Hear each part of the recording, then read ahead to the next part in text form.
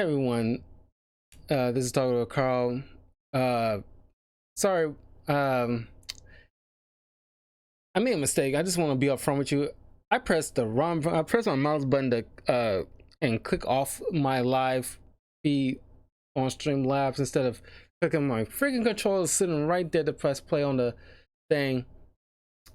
And all the stuff that I was just saying earlier is pretty much going to be just gone. So brief recap. What I said, what I was saying previously. We're watching Alexander the Great versus Attila the Hun. The reenactment, the guy who's reenacting Alexander the Great in this episode is the Red Time Force Power Ranger, who I met at a C2E2 event in Chicago early 2020 before the shutdown period. Here is Jason font. There you go.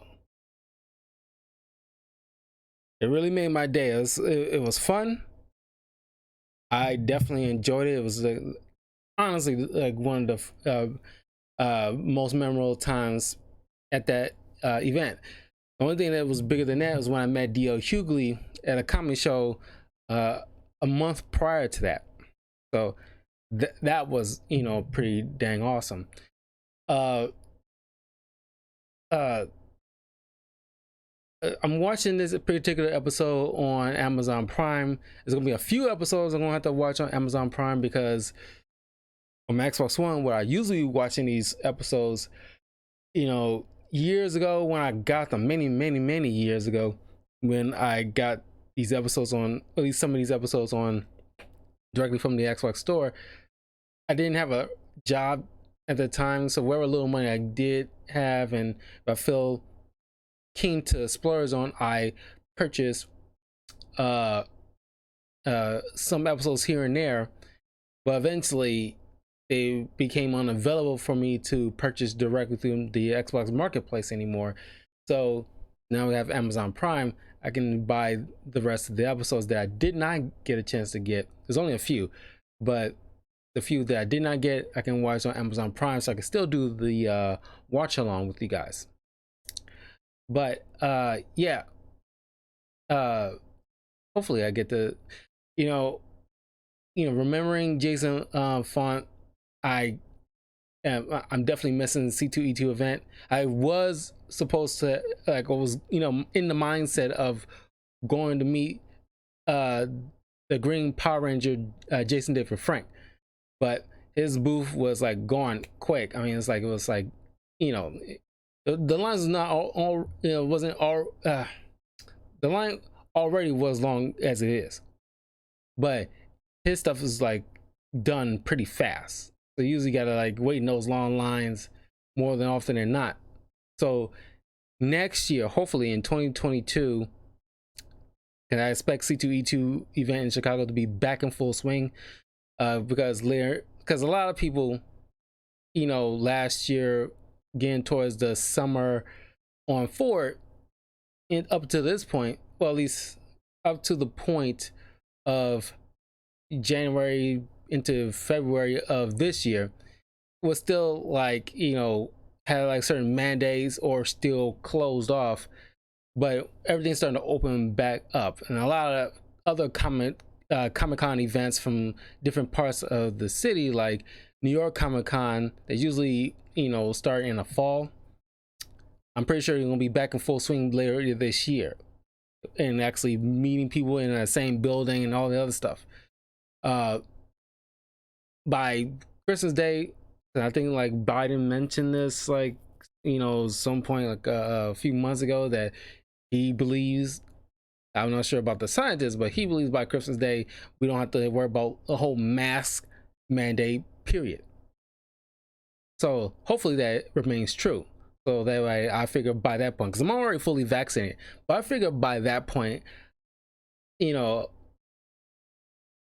at least I will feel comfortable. It's like, okay, I don't need, like, I've been a good boy dealing with this, been a good sport, no complaints or whatever like that. I just follow the rules. But by that point, I figure by and large, not even just the US, but around the globe, people should have gotten their shots.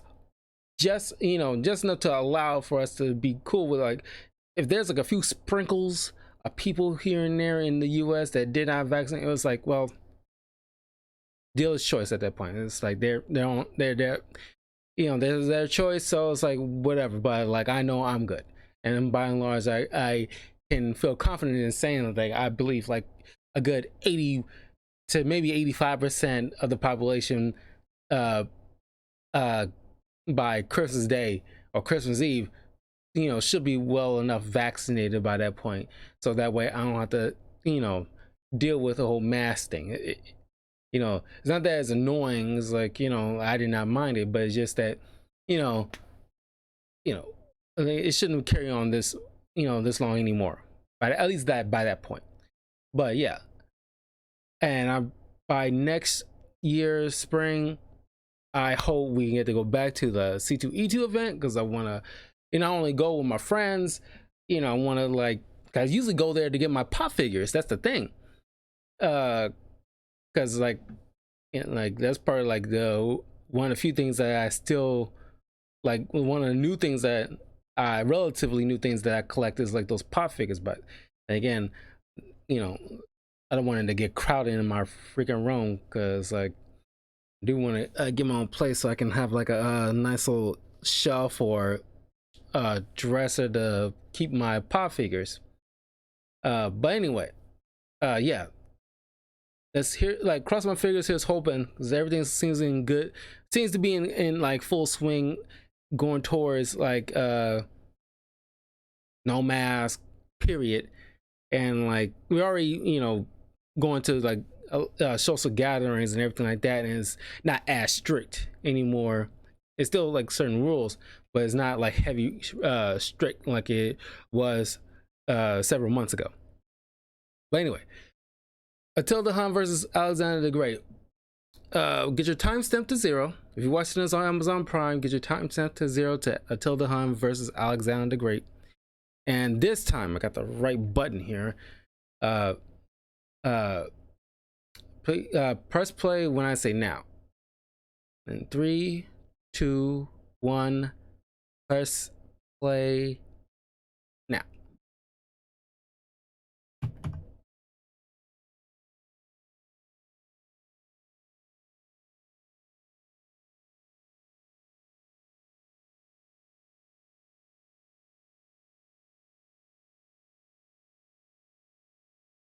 You know,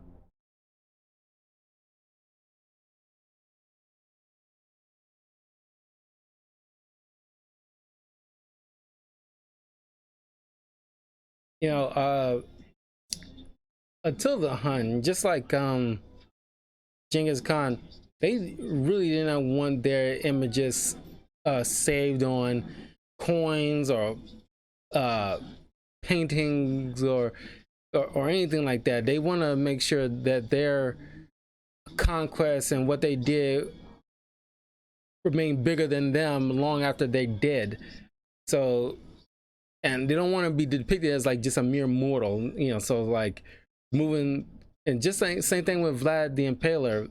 They don't want images of them saved anywhere. They want to make sure their memory uh carried on, and just making their yeah, like I said, they're making them larger than life.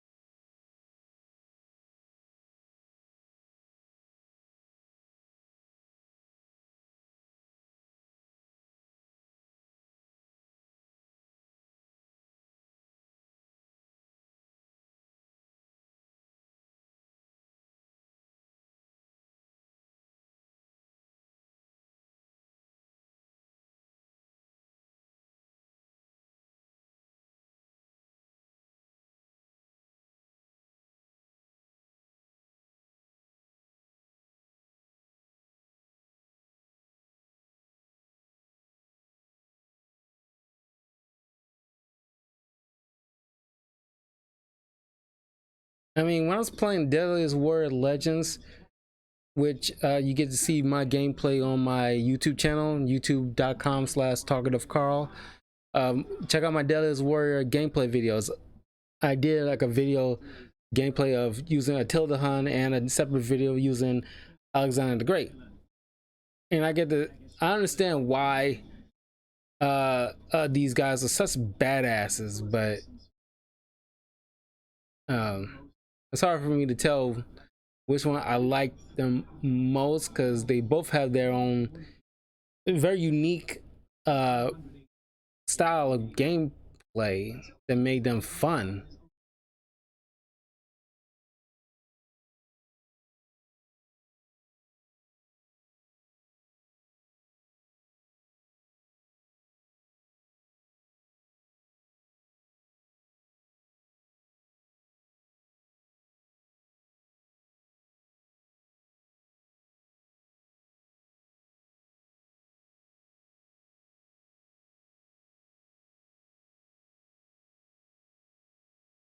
So Attila the Hun was pretty much was like running some kind of like kind of mafia racket. It's like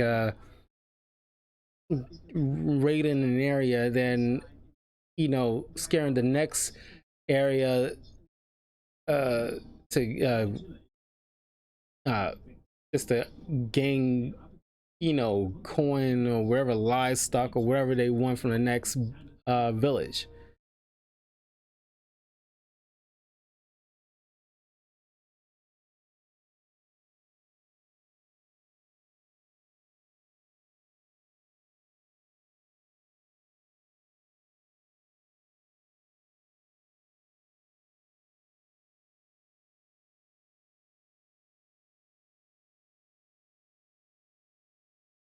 Wells look just like Jared Padalecki from Supernatural, all that hair.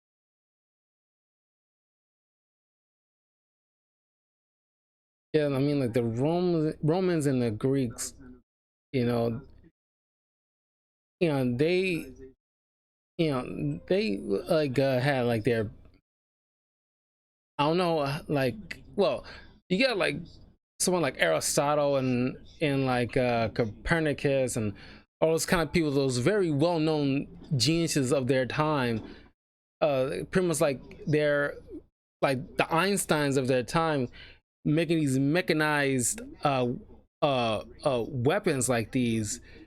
I mean, I mean, it's ingenious and obviously very deadly on the battlefield. And you understand why Alexander the Great conquered so much, uh, of the area he did.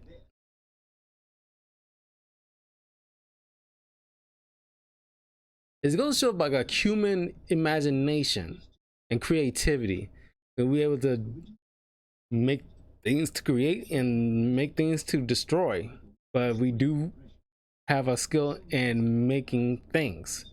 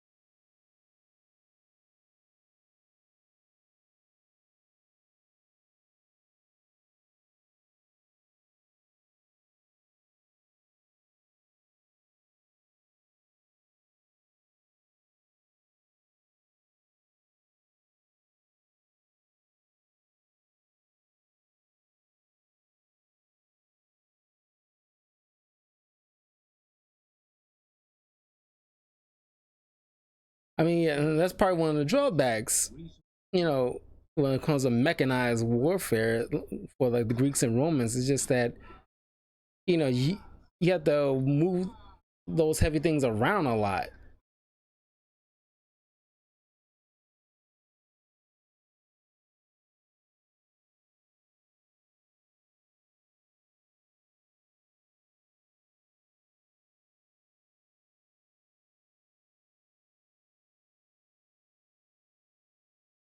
And you're dealing with like opponents who are moving around a lot, especially on horseback. That's gonna be difficult to like use for more than maybe like a few times, depending on how many you have on the battlefield.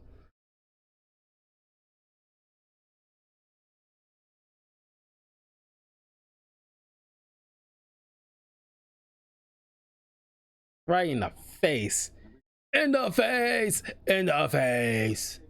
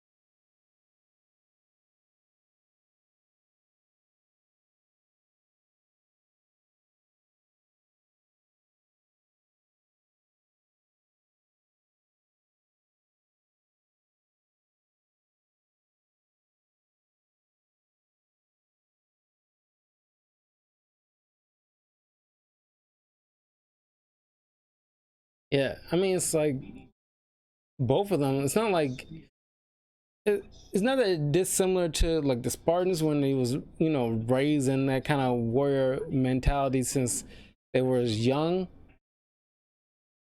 Because like just like Alexander the Great, I'm assuming Attila the Hun, given his like people he was running with, I'm pretty sure he was like, you know, was trained to, you know, not only fight but, you know, conquer an area, subdue an area.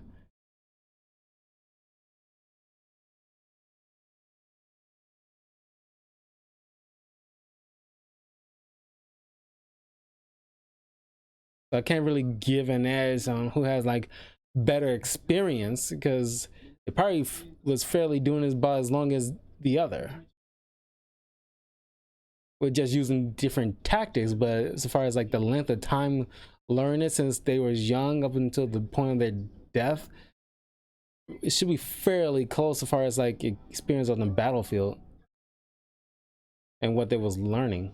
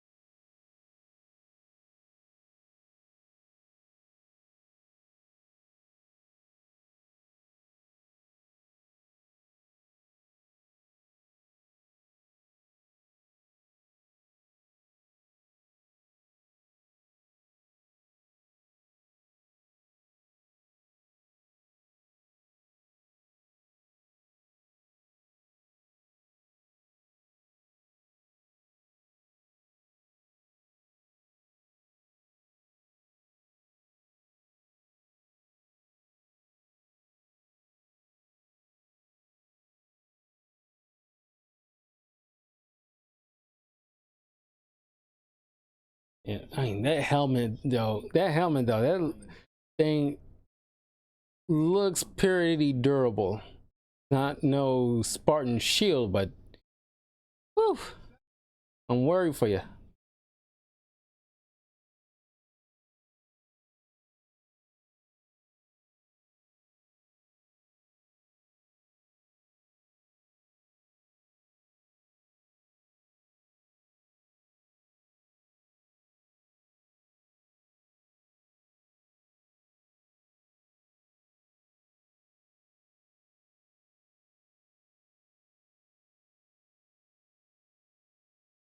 Yeah,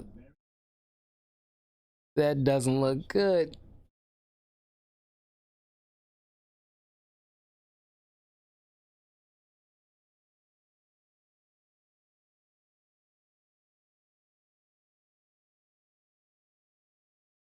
And yeah, that helmet is definitely, it's not nothing to scoff at.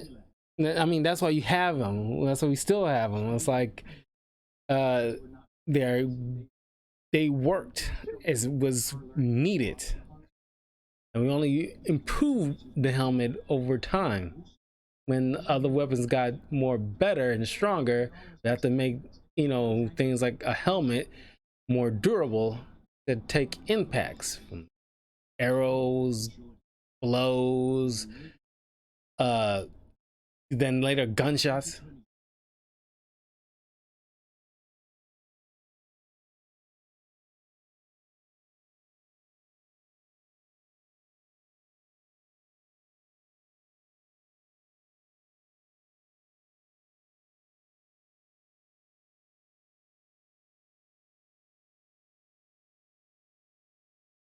I love it when they bring in, you know, guests in like UFC fighters. Shad Evans.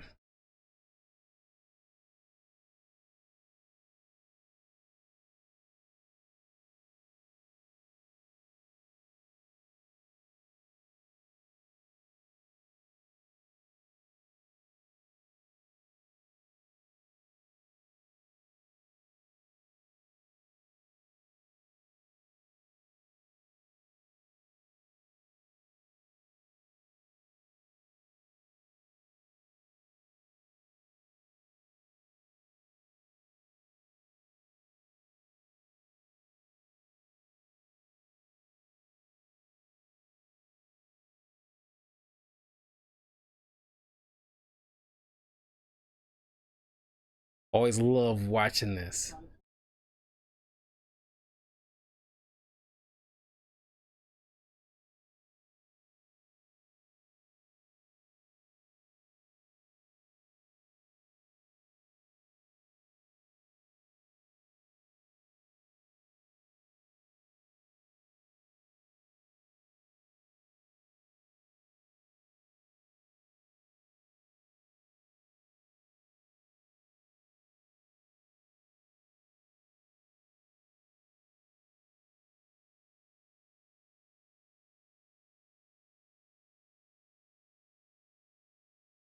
So, I mean, it's not just nice to see like, you know, martial arts in action of a particular war, and like the modern day pancration is like is would be similar to what Alexander would do.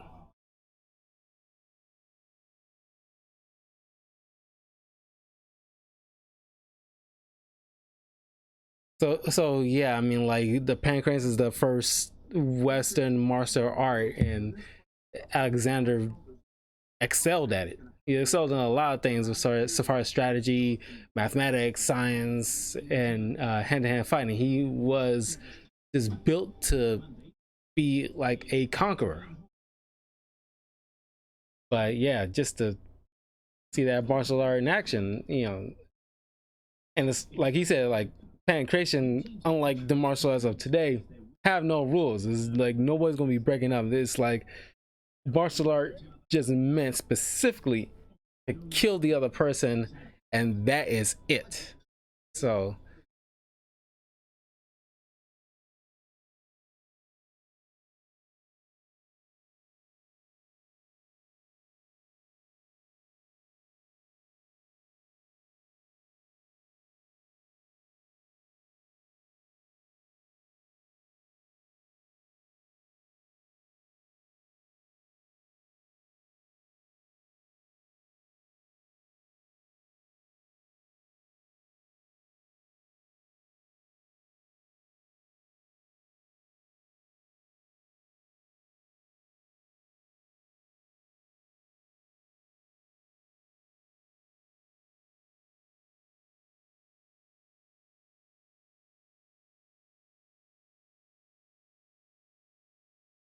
Yeah, the Huns with that bow. I mean, like, I got so many kills out of the game using the Hun bow and like Genghis Khan's Mongol bow, because those things are freaking deadly.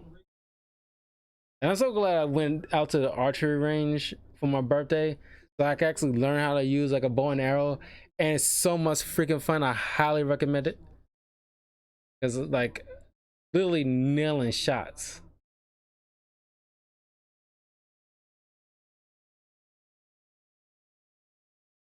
But I'm not I'm not gonna be as good as this. You know, I did well. Like I'm probably have to keep practicing more just to be just this dead on, like every time.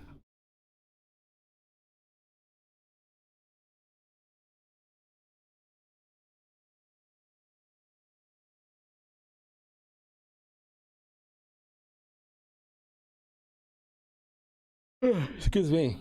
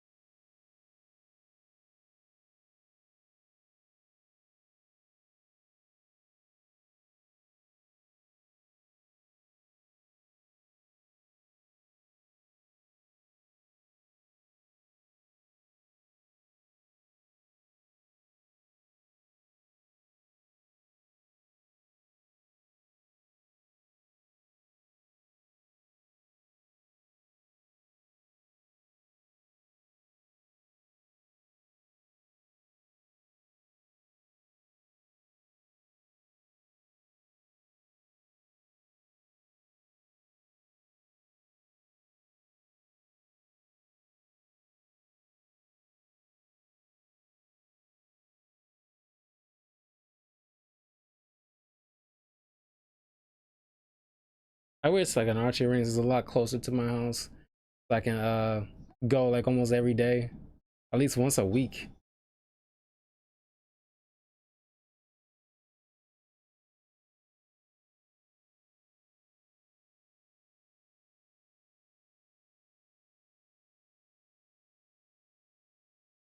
The fact that he's able to like reload those arrows so fast, I want to practice doing that so I can just be able to like pull my arrow, load it, and fire, and like just not like super unnaturally fast, but just like a nice fluid motion.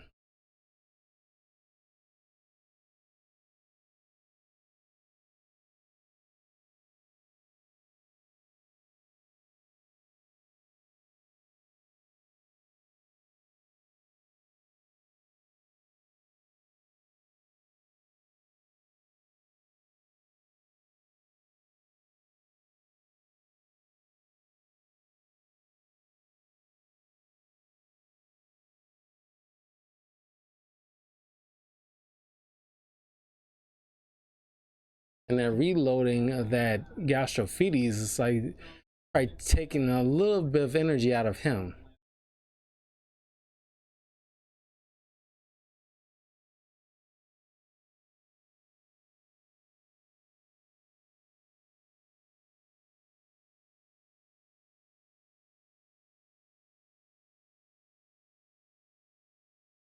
Yeah, because like I don't like the fact that he had to the time it takes to reload something like a Gastrophides compared just like a traditional bow and arrow is just like it's just it's really no contest.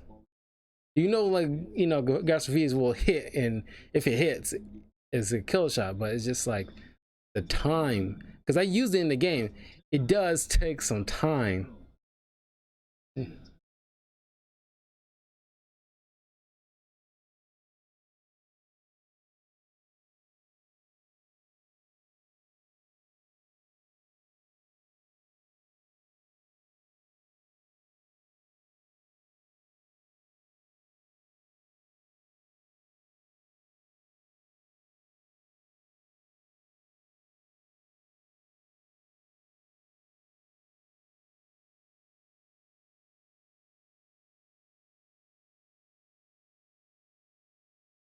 Ooh.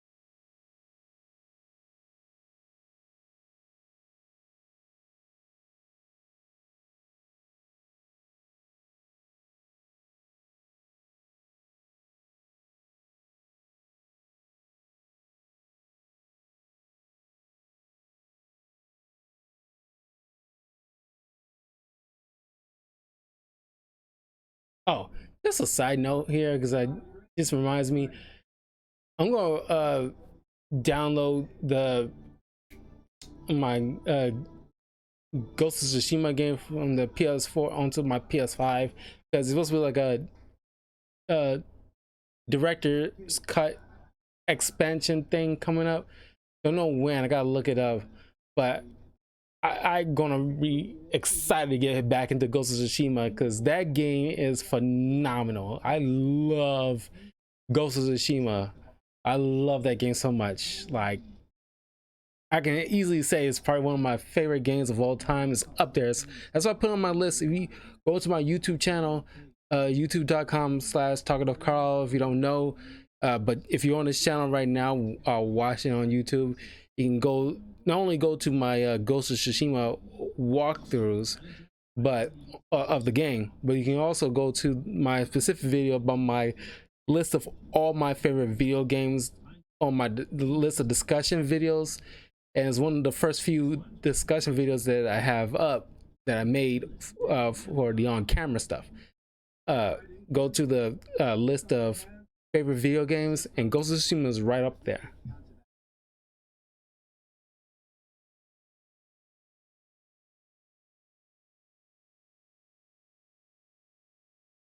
I never knew I was gonna love that game as much as I did, but I love that game.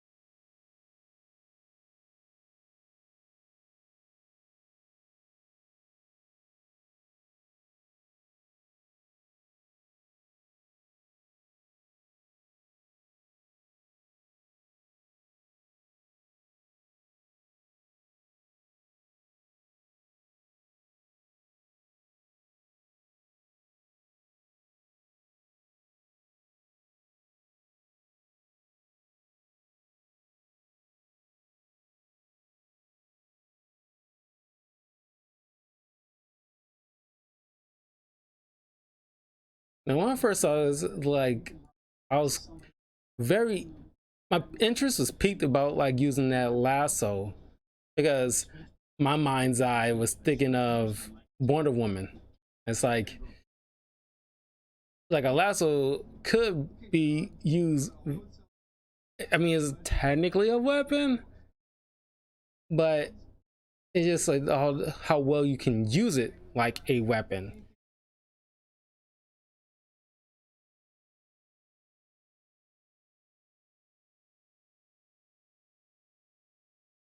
I remember playing like Red Dead Redemption using the lasso. Things was kind of tricky to get around a person,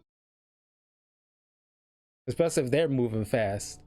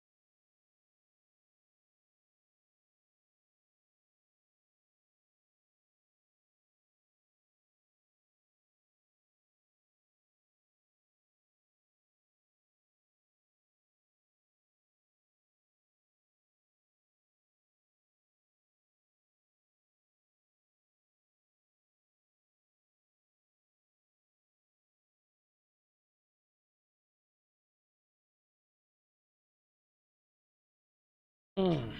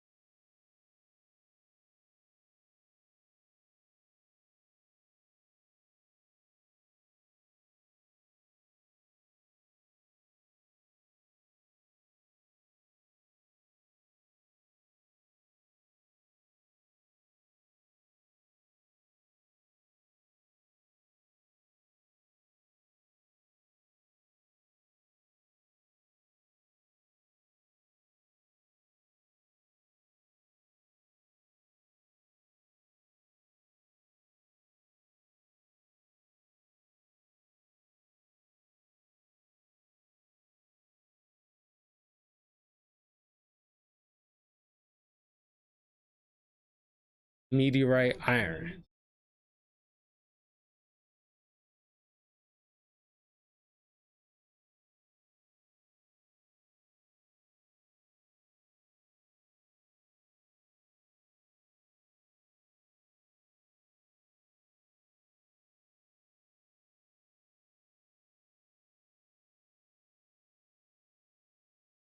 You know, on the Deadliest Warrior aftermath of this video, the doctor mentioned, and this is like not really a spoiler of the ending, but the doctor mentioned about the whole myth about the sword of Mars and has been blessed by the god of war.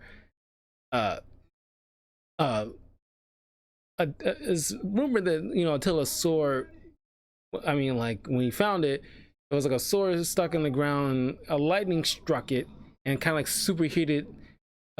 At least they did not know this at the time. But when lightning struck strikes a sword, it superheats the metal, and once it cools off, because it cools off rapidly from that amount of heat on it so fast and cools off uh, so quickly, it makes the metal stronger.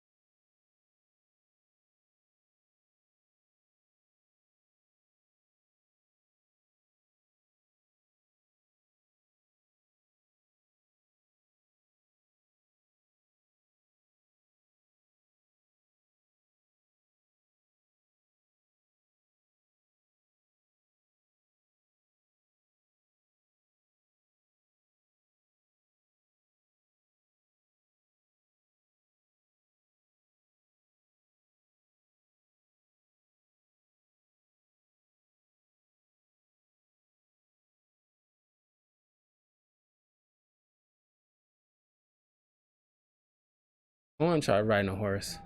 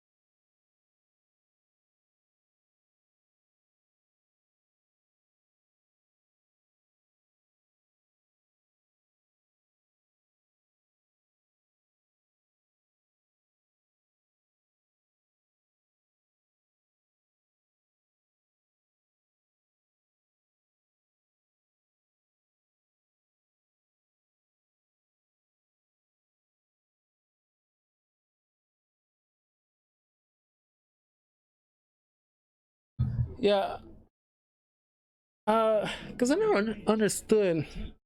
I mean, it's just the way maybe he landed the blows on a couple of those meat, like uh depending on like where which part of the blade hit the meat. I mean, is why he only caused like you know, only like a inch or two of a cut compared to like the other hits that landed. I mean, I don't know.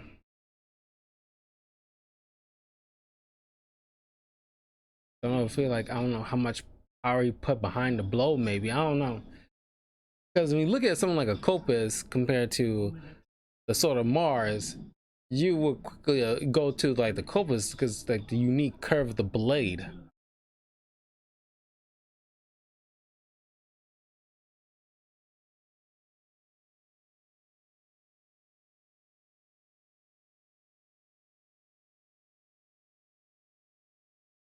Sorry.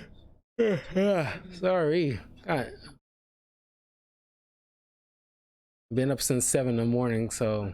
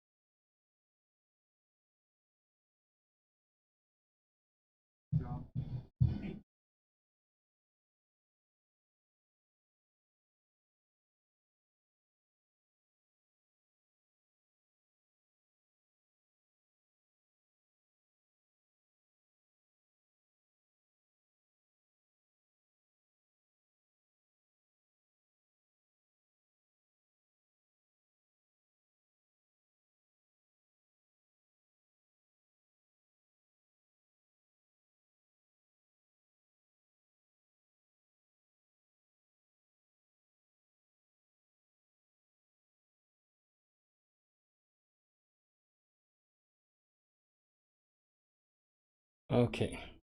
Here we go.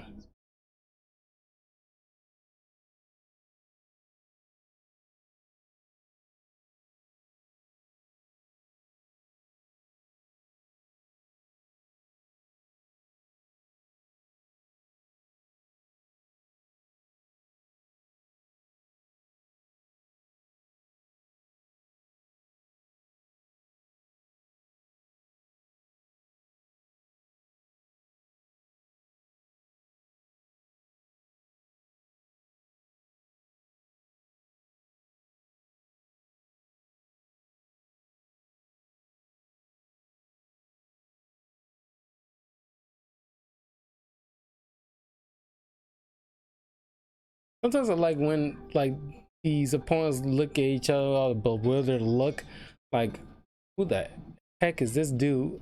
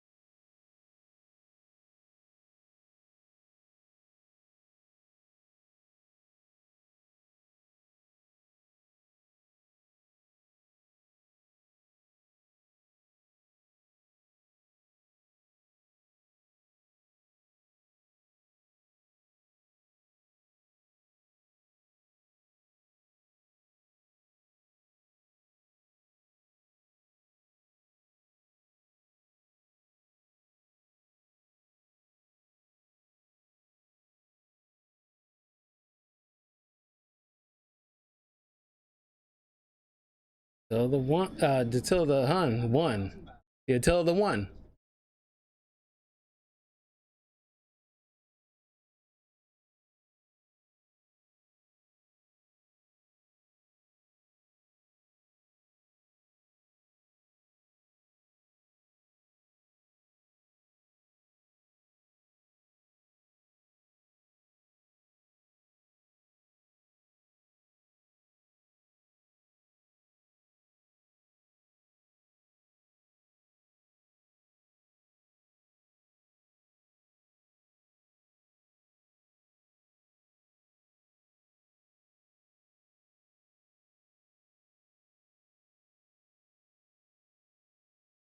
So yeah, man.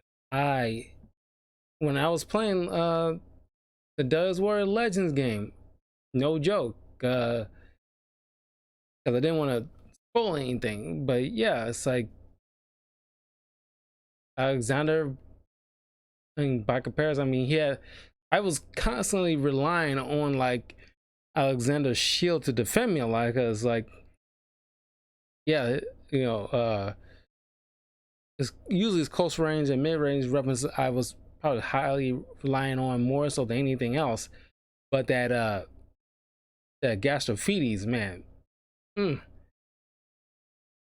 time it was taking for the reload, so like I might like get 2 shots off at the most, depending the distance that I'm at between myself and the AI opponent. But whew, God, is but the Attila Huns, like I said, the bow and arrow really won it a lot for me. But yeah, Attila the Hun's pretty efficient with his weapons. I'm glad they excluded the lasso from the game, because I don't see how beneficial the lasso would be in a combat setting. So, but yeah, Attila the Hun. What's wrong with me? Attila the Hun won. But yeah, leave a comment below. Let me know what was your favorite weapon between the two warriors, and like what you like about this episode, what you didn't like.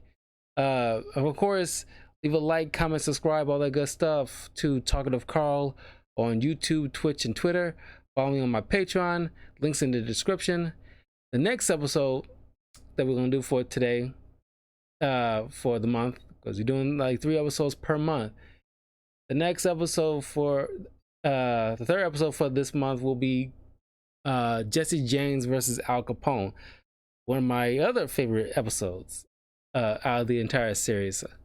A cowboy versus a gangster. Al Capone, one of the infamous figures of Chicago, my hometown.